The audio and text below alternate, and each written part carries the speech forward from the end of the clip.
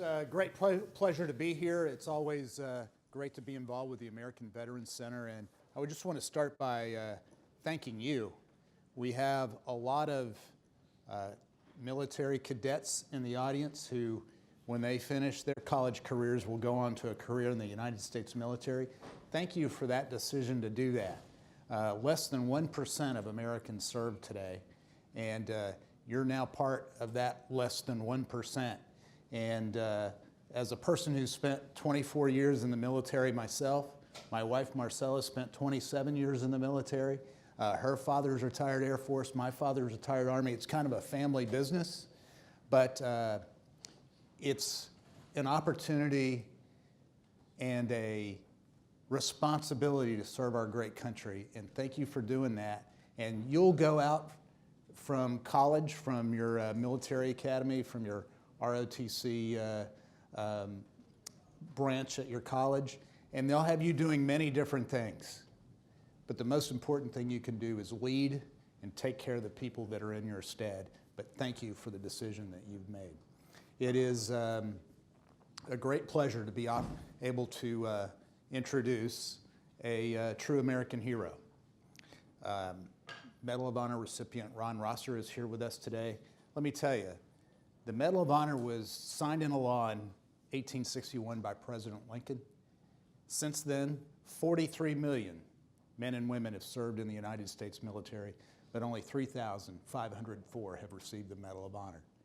Today, there are only 74 living recipients of the medal, and we're pleased to have one of them here with us today. He received his medal from actions in the Korean War, and we'll talk a little bit about that. I'll ask him some questions, and then we'll play this like a fireside chat and open it up to questions from you all. So without any further delay, please welcome Medal of Honor recipient Ron Rosser.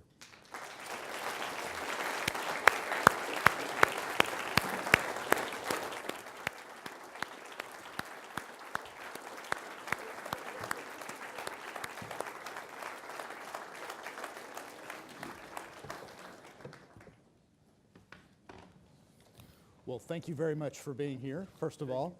And you received the medal in June of 1952. That's right. For actions in January of 1952 in the Iron Triangle of North Korea. Yes, sir. And picture this, it's very cold. It's 20 degrees below zero. And as you've said in the past, crusty, icy conditions. And your company has to take what's called a hill.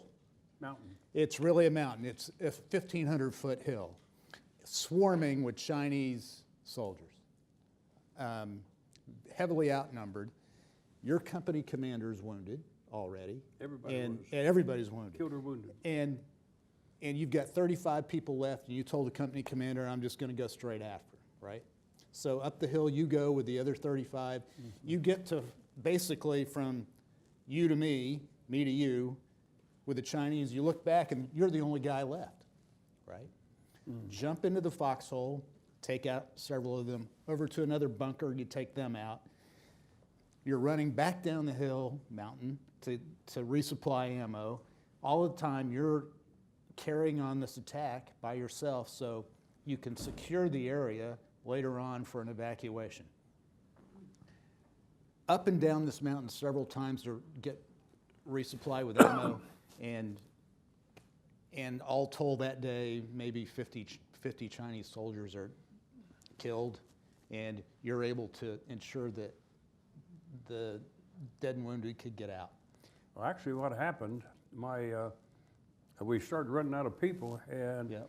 I got on my radio and got a hold of my regimental commander, yep. And I gave him a situation report, about out of ammunition, down to so many effectives, and he didn't want to talk to me. He wanted, because I was a corporal at the time, and he wanted to talk to an officer, and so I dragged my radio under fire up to the company commander, who was laying in the snow wounded, hitting the whole face cut in two, and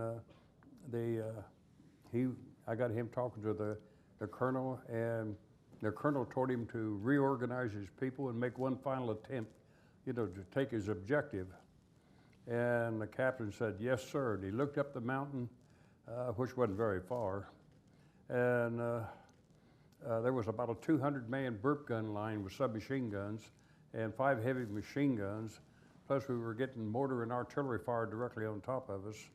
And he got a kind of hopeless look on his face. And I heard somebody say, I'll take him up for you, Captain.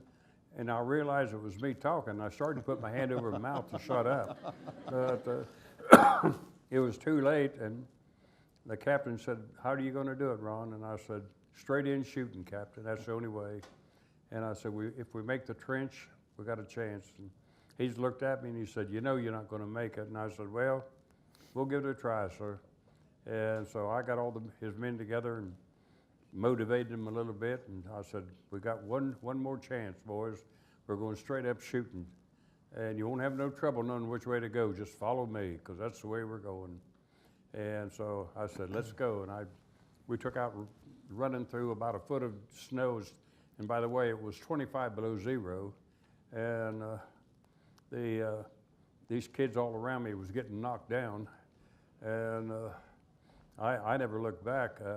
I got about 3 feet from the Chinese, and they were in the trench, and I was on the other side of the dirt. And when I looked back, everybody went with me was laying in the snow, dead or wounded, or diving for cover. But they got killed or wounded also. And so I'm the only one standing between my wounded and the Chinese. And I remember thinking, I said, well, I went to a lot of trouble to get here. No use wasting a whole damn day. And I let out a war whoop and jumped in the trench with them. And the first trench was just below the lip of the mountain. And I went down the trench and I killed about 16. And I never really counted, but it was about 16. And I knocked out a bunker just before I got to that. And as soon as I cleared the trench, I ran up on top of the mountain there and started shooting at the Chinese. And they was all over the darn place. And about 35 of them come charging down this one trench at me. And so I knew if I run, they just chase me down and shoot me. So they're charging me, so I charged them. We're both shooting, and I could feel the bullets tearing at my clothes. And the sniper shot me through the helmet, and the bullet went through my hair and gave me a nice haircut, but it never touched me. I kept running right into them, and the lead Chinaman in the trench there, he emptied a submachine gun into me, and I could feel the bullets tearing my clothes open. And I just kept going, and all at once he tried to get around the guy behind him, and he dropped his burp gun, and he's clawing over that guy, and that guy's trying to shoot me, and he can't hit me because the guy's climbing over top of him. And all at once, all 35 of them turned and started running away from me. And I took a few steps, and then I stopped and started shooting them in the back of the head, and just boom, boom, boom, They made a turn in the trench, and I jumped out of the trench and cut them off.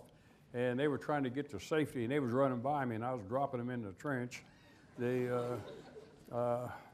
I kept shooting, and firing a lot, to make them keep their heads down, because they was all around me. And because I engaged about 75 Chinese there. And but it was a fair fight. And I finally ran out of ammunition, and I worked my way back to where I took out the first trench, and some kid come running up to me to help me out, and a Chinese soldier raised up and sprayed us both with a submachine gun and got the kid but missed me. And I didn't have any weapon or any ammunition left, but I swung my rifle around like I was going to shoot him, and the Chinaman turned and run. And so I picked the kid up and started walking down the hill, and I had about 35 yards to go to get some kind of cover. And the Chinese jumped out of the trench, and about a half a dozen or so originally started after me, and then it ended up about a dozen. They were running down behind me trying to bayonet me and shoot me. But there wasn't nothing I could do about it because I didn't have no ammunition and I wasn't going to lay this kid down. So I just kept on walking. And the wounded men that had got left behind started knocking them down around me. And I was going like that and watching them fall. And for some reason I started laughing, you know, because I thought it was funny all these people was trying to shoot me and nobody could. So I got this kid down under some cover, and there was a lieutenant who had been shot in the chest. He had picked up an M1 rifle, and he was like an infantry soldier now. And I got to him, and he stepped out from behind a rock, and he said, "Soldier," said, "what's your name?" And I told him, and he said, "Do you know what you're doing?" I said, "Yes, sir. I'm killing these varmints as fast as I can, but I'm out of ammo. I got to get me some ammo." And he said, "By golly, I want to shake your hand." And that was the silliest thing I did in the whole year in combat, shaking hands with a second lieutenant in the middle of a firefight.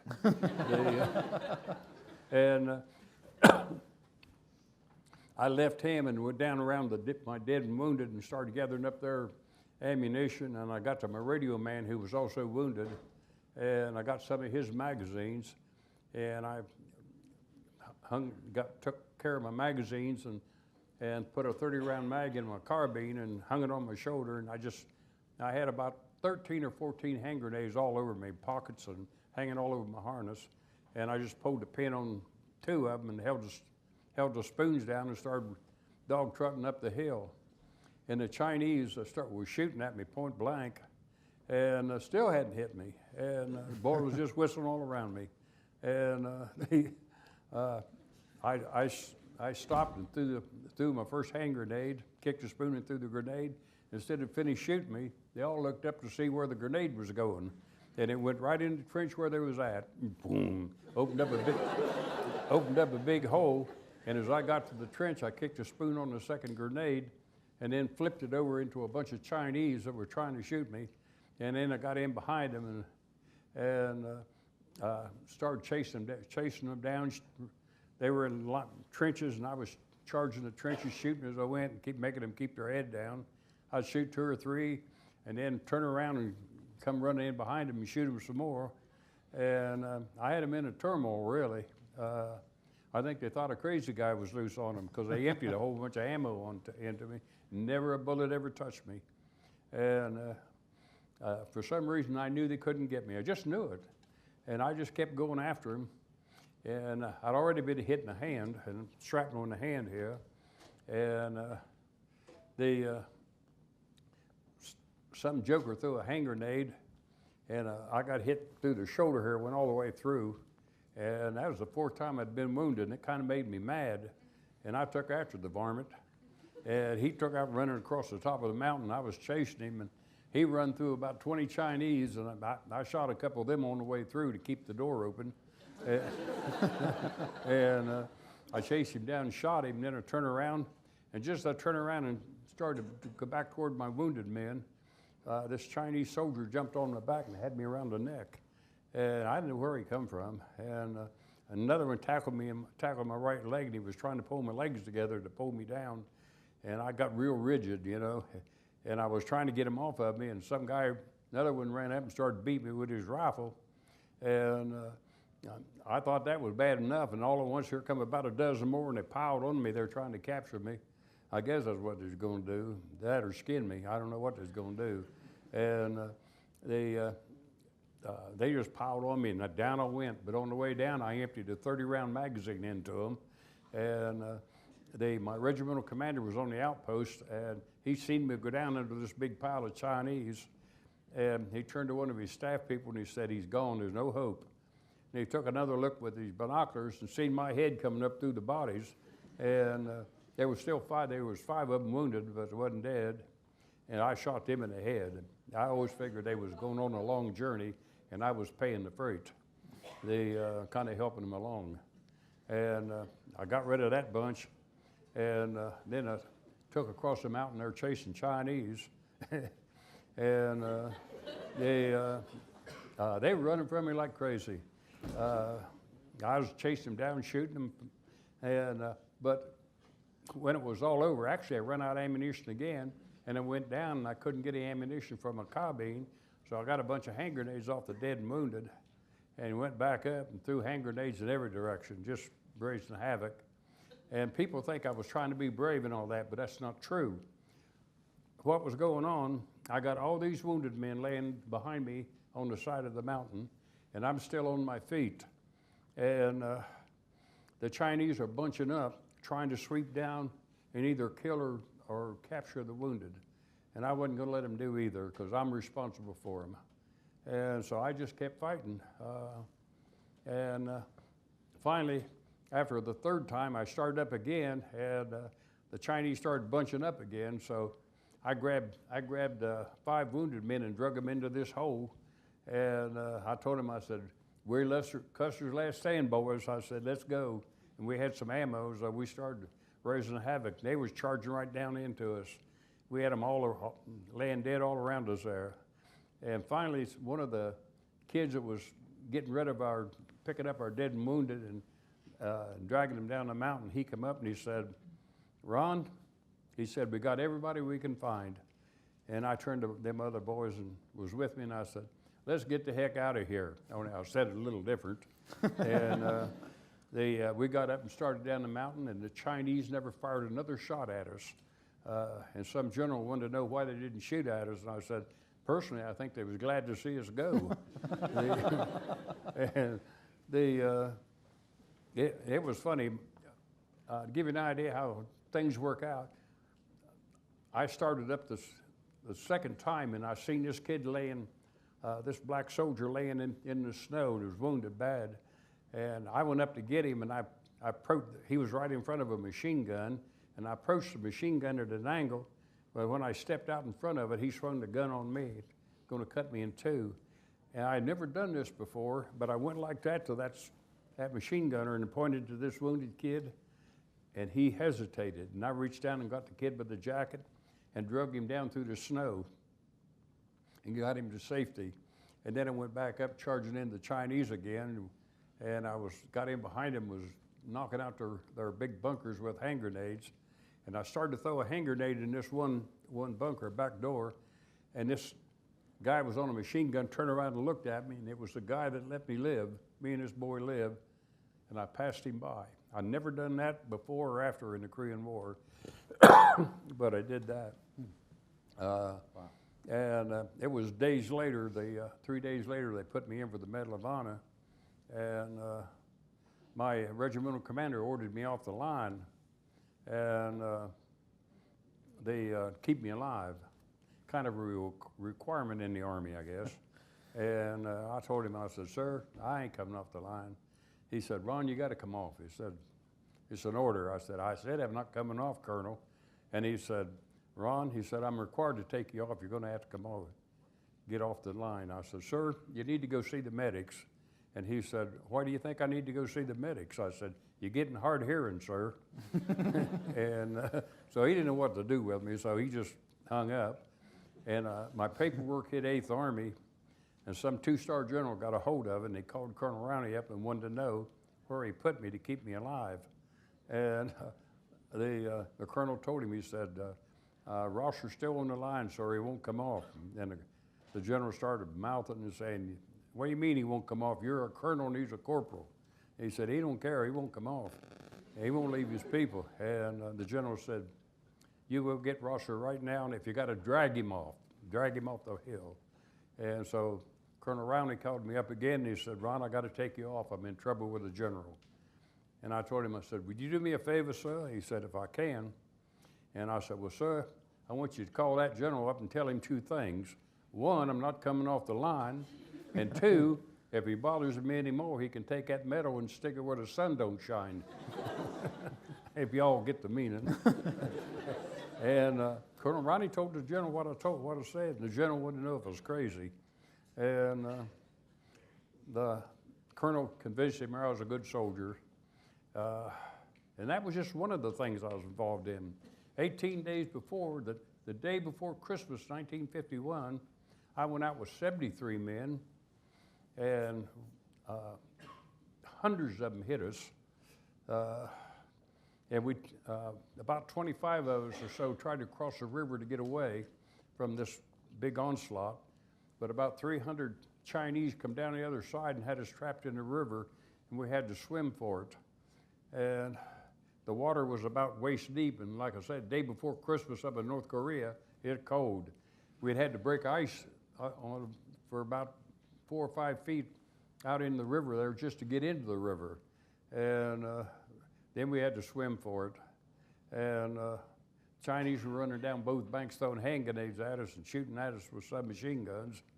And 6 of us got out of the river alive, and I was the only one that wasn't wounded. And that was just a sample of what you had to face. I went into combat up on a place called the Punch Bowl, and there was a mountain went up like an ice cream cone. And they wrote a book about the battle. It's called The Battle Above the Clouds. We had to fight our way up the mountain, into the clouds, through the clouds, and then above the clouds, we finished taking the mountain. And lost a lot of people. From there, I went into a place called the Bloody Ridge. And I think the second day I was there, I got wounded. And, but just a nick in the foot. So I just taped it up and went about my business. And we finally took it, and then my unit moved into a place called the Heartbreak Ridge. The Marines had tried to take it, and they got all shot up and had to pull out. And so the job was handed to the 2nd Division, and we hit them hard. And well, in the Bloody Ridge and the Heartbreak, in the first 3 months I was there, about 2,000 men were killed and wounded just around me. Give you an idea what it was like. It was a bloodbath, is the best way to say it. I had my 22nd birthday on a combat mission on the Heartbreak Ridge. It was called a bayonet charge with the Dutch battalion. And about half of them got killed and wounded. I only got hit again, the hand grenade through the leg. It went in, the shrapnel stuck in the bone, and there wasn't no medics. Medics was all dead too. It was kind of hard to get out of where we was at, so I took my boot knife and cut the hole. My knife was bigger than the hole, so I cut the hole bigger, so I get my knife in and stuck it down in there, and the shrapnel was stuck in the bone, so I pushed it loose and got it loose and started working it out with my knife. And when I got it halfway out, I stuck my fingers down in the hole and pulled the thing out. I kept it for a souvenir for quite a while. And I taped it up and went on back to work. They had a ruling during the Korean War, if you got wounded twice, they sent you home. Well, heck, I just got there, So I wouldn't put in for a Purple Heart, so they couldn't send me home. And so the day of this action, I got hit twice. But you only get 1 Purple Heart for that, get wounded twice in a day. But I was in a lot of those places. I went out with a couple squads, or a squad, a couple squads, a platoon, companies. And the best way I can describe it, it was a death trap. I think one other thing that I didn't know my job would be so easy today, by the way. Mm-hmm. But I wanted to ask you why you ended up in the Army in the first place, and it has a lot to do with your childhood and how you were brought up. Mm-hmm. Well, you are the oldest son in a family of 17 children. 17 children. My mama had 17 children. I was growing up, I was kind of what you call a pain. My mother had all these children, and I had myself a little .22 rifle, and I used to put a little pack on my back and go out in the woods and live for maybe 10 days or so, and my mama wouldn't even know where I was at. And I was 12 and 13 years old. Sometimes I'd be 40 miles from home before I decided to go home. And my mother had 15 children, and she was about to have another one. And because you women make so much noise when you have children there, me and my brother got the heck out of the house, went downtown. And because Mama always had her children at home. And so when we came back, my sisters were out on the porch waving their arms at us. And when I got close, one of my sisters said, "Ron, Mama had twins." And I turned to my brother and I said, there goes my place at the table. I'm a joining the Army. So away I went. So 17 years old. we're running out of time. We'll take a couple of questions from the Okay, audience go if you ahead. don't mind. Any questions from the audience? Back in the Up back. here at the top. Yep. Yes, sir. Good afternoon. I'm Senior Master Sergeant Miller. I teach at Chapter High School, Air Force Junior ROTC. Throughout the course of your life, that military career excluded, do you have any regrets, or would you have done anything differently throughout your life, sir? I couldn't understand. Do you have any regrets in your life, military career or afterwards? Yeah, I have one serious regret. The Army's kind of hard-headed about things. I had the Medal of Honor. I was wounded twice, or 4 times really, and they had 2 brothers killed in action. And I wanted to go to Vietnam, you know, to kind of wrap this thing up. And the Army wouldn't send me because of, you know, my honors, so to speak. And I called the Pentagon up and told them, I said, if you're not going to treat me like a soldier, I went out of this outfit. So they said, good luck in your retirement. So I retired from the Army, never looked back. And the day after I retired from the Army, I became a chief of police down in Palm Beach County, Florida. I didn't shoot anybody for 9 days. That was kind of a record for me. Yeah.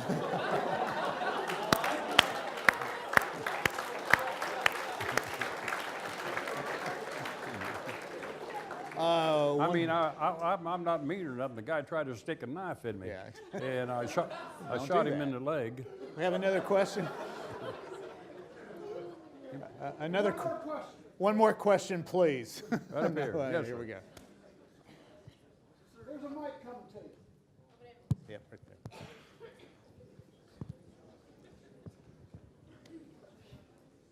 Sir, Midshipman Fusco, University of Maryland, Baltimore County. So obviously you had a lot of experiences over many years, and your experiences were quite extraordinary, as evidenced by the story you tell and the medal around your neck. But what was one of the very ordinary things about your experience that you thought was very important that maybe sort of people don't remember or that you don't usually get to talk about because you're telling the story that you just told us? So you've done a lot of extraordinary things in your Army career, especially on the battlefield. But through all that, were there any ordinary times that stick out in your mind that you've learned from or don't get a chance to talk about? I had a great honor given to me. I was selected by the Secretary of Defense in May 1958 to be the body bearer of the unknown soldiers. That the 2 they buried in front of the Tomb of the Unknown, and I'm the last of the body bearers. The rest of them are all passed away, so I'm the last of them. Of course, I'm 89 years old, and I don't think I'm going to live another 10 years. At least I hope not. But I had the World War II up until the final internment.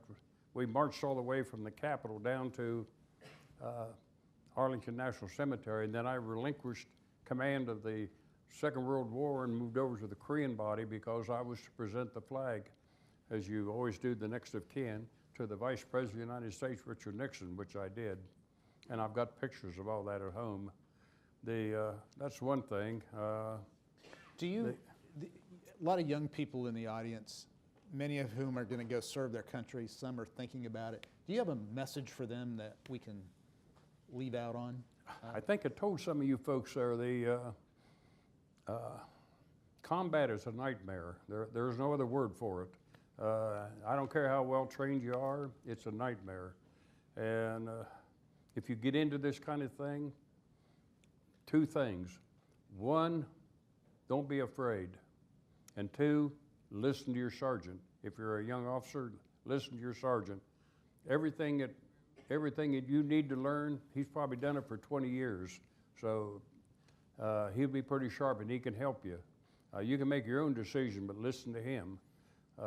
Listen to advice and don't be afraid. Being afraid don't help. And if you hesitate, you're dead. I spent a lot of time in close combat. To give you an idea, I've killed with mortar and artillery and tank fire about 10,000 people, and that's a lot of people. I've shot to death between 400 and 500. Now, I've shot other people, but I don't know whether they died or not.